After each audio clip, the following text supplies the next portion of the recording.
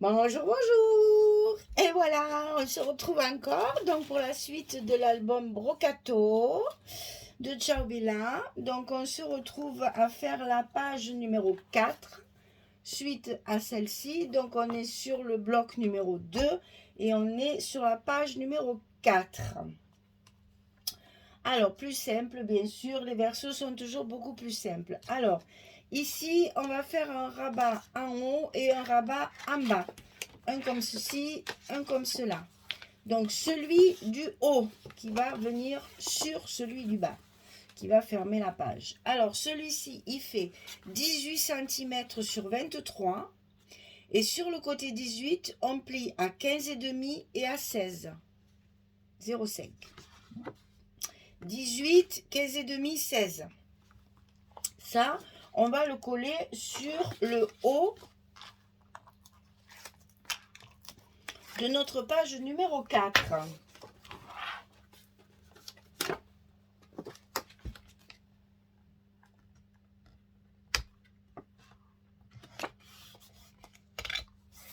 Comme ceci. Et on reforme bien notre petit gousset. Ensuite, on va faire celui du bas, ici. Donc, celui-ci, il fait 14,7. Tout ça, c'est pour économiser mon papier, pour utiliser mes chutes de papier. Hein. Quand j'ai un morceau comme ça, je mesure et je fais mon rabat en fonction du papier qui me reste. Donc, 14,7 sur 23. Et sur le côté 14,7, je plie à 12,2 et à 12,7. 0,5 de gousset.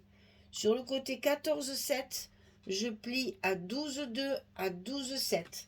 Et ça, je viens le coller en bas de ma page numéro 4.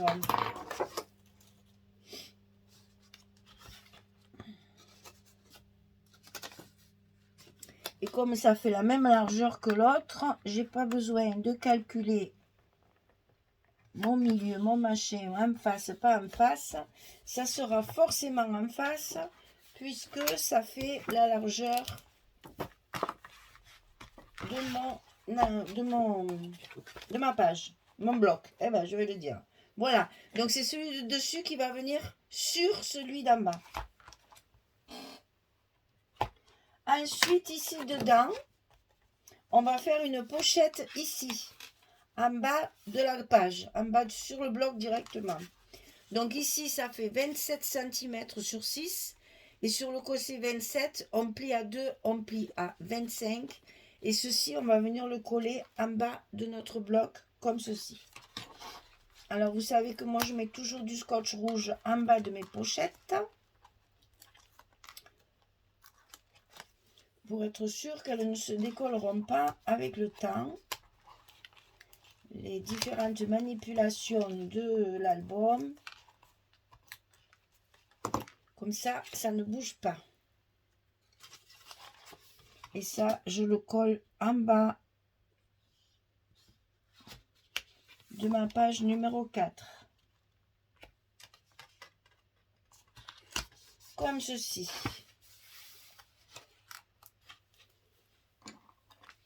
Et là, c'est en place. Voilà. Alors, évidemment, qui dit pochette dit carte. Donc, ici, à l'intérieur, une carte de 11 sur 16. Comme ceci. Ici. Et sur cette page-là, j'ai voulu faire un cadre. Vous savez, comme j'aime bien faire comme ceci, là. C'est-à-dire que je mets deux bouts comme ceci qui vont tout le long. Et après, je mets deux petits morceaux en travers comme ceci, que je coupe en biais pour faire comme un cadre, comme un tableau.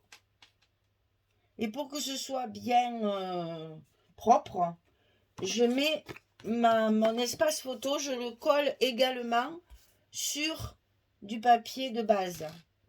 Comme ça, ça me fait un effet de relief. Je ne mets pas ma carte directement comme ça. Je mets quand même Voilà, que ça soit plus propre pour à l'œil, pour le regard, quoi, je vais dire. Donc, comme ça, c'est plus joli. Ici en bas, j'ai un espace photo, mais tout simple. C'est-à-dire que j'ai mis... D'ailleurs, il me manque des petits bouts. Ah non, c'est celui-là. Voilà, j'ai mis carrément ma photo, puisque c'est plus petit. Oh, c'est plus petit. Donc, j'ai fait avec mes petits bouts, hein, des petits... voilà. Là, cette fois, c'est pas un cadre, c'est juste comme ça. Et après, vous savez que je mets un petit tampon, un petit mot pour casser le côté un petit peu... comment dire, pas très joli, quoi. Et alors, ici, sur cette page-là, j'ai prévu de mettre une bordure comme ceci.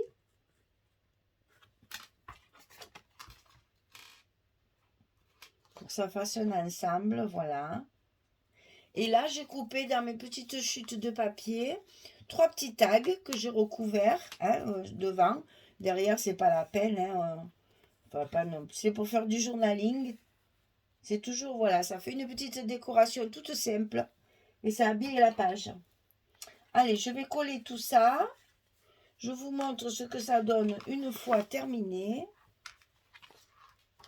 Et vous me direz si ça vous plaît. Ah, on n'a pas mis les aimants. Mais alors. On n'a pas mis les aimants. Alors là, j'en ai mis 4. Pourquoi? Parce que ce sont des aimants qui sont tout petits et que je veux finir. Parce que je les trouve pas assez... ils font pas 1 centimètre. Ils sont trop petits. Ben, vous voyez comme quoi quand on commande. Hein. Ils font 8 ceux-là. Ils font 8 mm de diamètre. Je trouve ça trop petit. Une fois qu'il y a les photos et tout ça, que c'est chargé, ils sont pas suffisants. Donc là, il m'en reste encore 3 ou 4. Je vais les passer comme ça. Sur des pages simples comme ça, qui ne nécessitent pas une fermeture qui force trop, je mets ces petits pour les finir.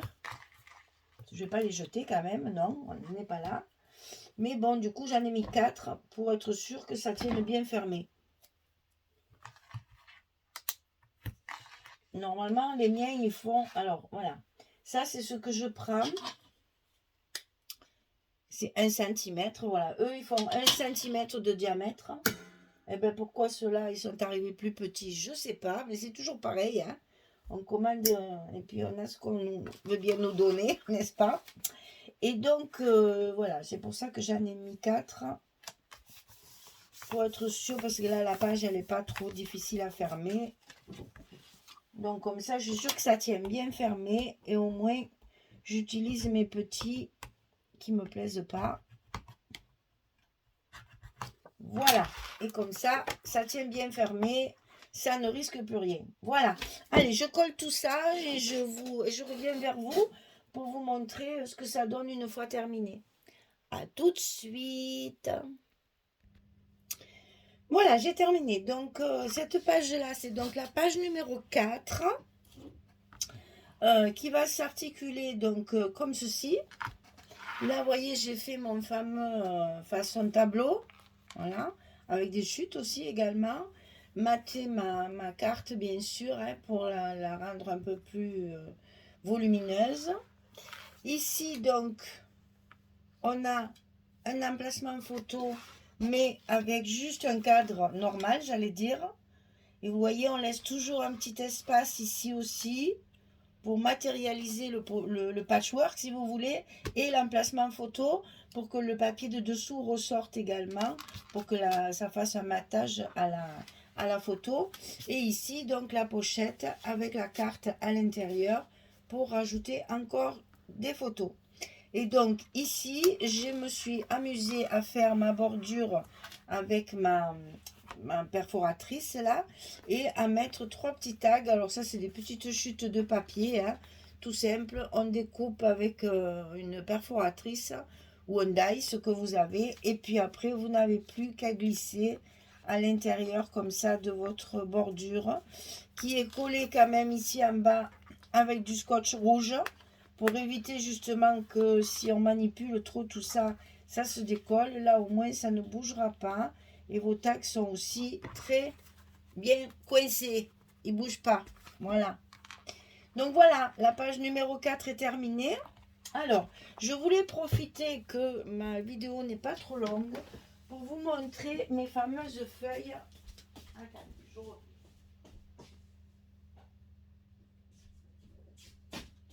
Parce qu'on me pose très très souvent la question de savoir où est-ce que on trouve ça. Et attendez, je vais la lever parce que je voudrais quand même pas l'abîmer. Voilà. Où est-ce qu'on trouve ça et comment ça se présente. Alors donc ce sont des paquets de 10 feuilles. On commande ça sur le site Les 10 doigts. Facile à retenir, hein?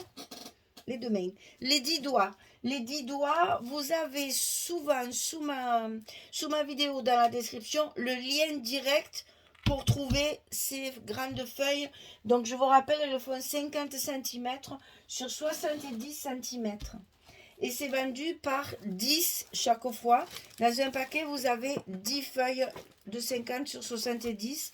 Et si je me rappelle bien, c'est 7,49 €, 7,59 €, un truc comme ça. Enfin bref, 7,50 €, on va pas s'embêter.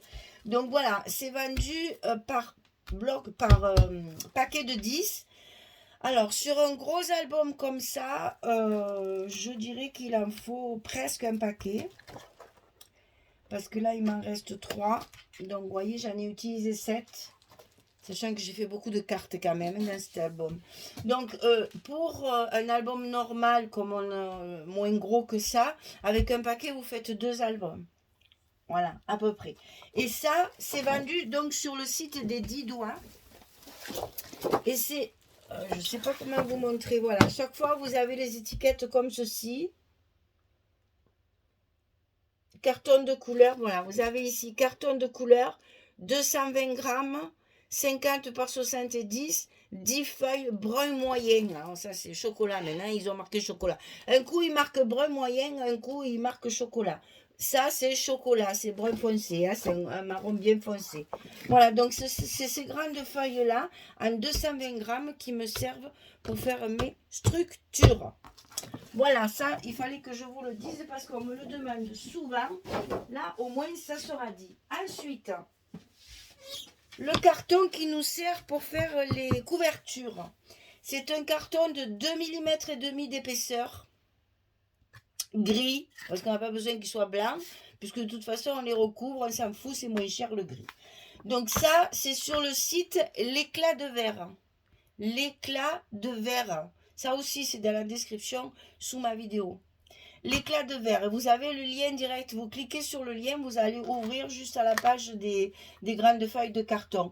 Donc ça, c'est des grandes feuilles. Je ne me souviens plus les dimensions. Elles sont immenses. Je ne peux même pas vous les mettre là parce que ça serait vraiment trop gros. Mais ce qu'il y a de bien, c'est que c'est un carton qui se coupe facilement. Enfin, facilement. Il faut forcer quand même un peu. Mais enfin, ça se coupe bien. Ça se coupe bien avec le cutter et la règle en fer. Ça se coupe bien. Donc ça, c'est très pratique parce qu'après, vous voyez, quand on a des chutes comme ça, eh bien, on les garde pour faire les reliefs. Vous savez, souvent, pour faire des superpositions sur des pages, etc. On découpe ça. Ça se coupe très facilement. Vous allez voir. Je vais vous montrer avec mes vieux ciseaux. Voilà, hein, franchement, il est très compact et pourtant il se coupe facilement. Et ça, pour faire du relief, pour éviter de mettre de la mousse 3D qui coûte souvent un peu plus cher, eh bien vous mettez quelques épaisseurs de carton et comme ça vous utilisez vos chutes de carton.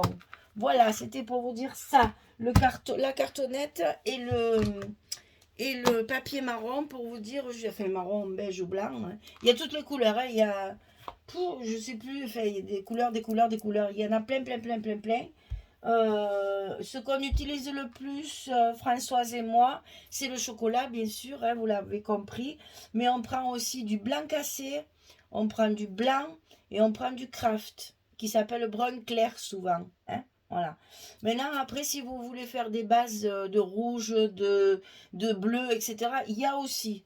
Hein, vous pouvez aussi acheter les couleurs pour faire vos espaces photos, parce qu'avec une feuille de 50-70, évidemment, ça sera forcément moins cher que d'acheter des papiers Florence. Ça, c'est à vous de voir. Si vous faites une commande sur les 10 doigts, profitez, chargez, parce qu'en plus, il y a un minimum d'achat pour les frais de port. Et puis, franchement, Mondial Relais, enfin, etc., c'est très pratique. À part si vous en commandez beaucoup comme moi. Moi, j'ai fait une grosse réserve. Mon paquet faisait 18 kilos. Bon, Mondial Relais, ça me fait un peu la grimace. Mais c'est pas très grave.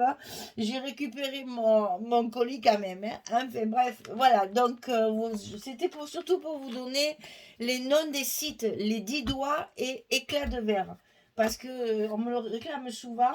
Et je suis tout le temps en train de le réécrire et de le réécrire. Donc, mes liens les plus utilisés sont dans la description sous les vidéos que je présente, sauf pour les DT, bien sûr. Pour la DT des kits de Corinne, je ne vais pas faire la publicité de Horizon Créatif ou les 10 doigts, c'est pas convenable. Donc là, je mets que les kits de Corinne. Mais quand ce n'est pas un projet DT, les kits de Corinne, je mets tous mes liens. Voilà. Voilà, c'est ce que je voulais vous dire aujourd'hui en plus de tout le reste. Allez, notre page numéro 4 est terminée, le bloc numéro 2 est terminé. On va passer au numéro 3, dans la joie et la bonne humeur. Allez, je vous souhaite une belle journée, une bonne soirée. Je vous dis à très vite pour la suite.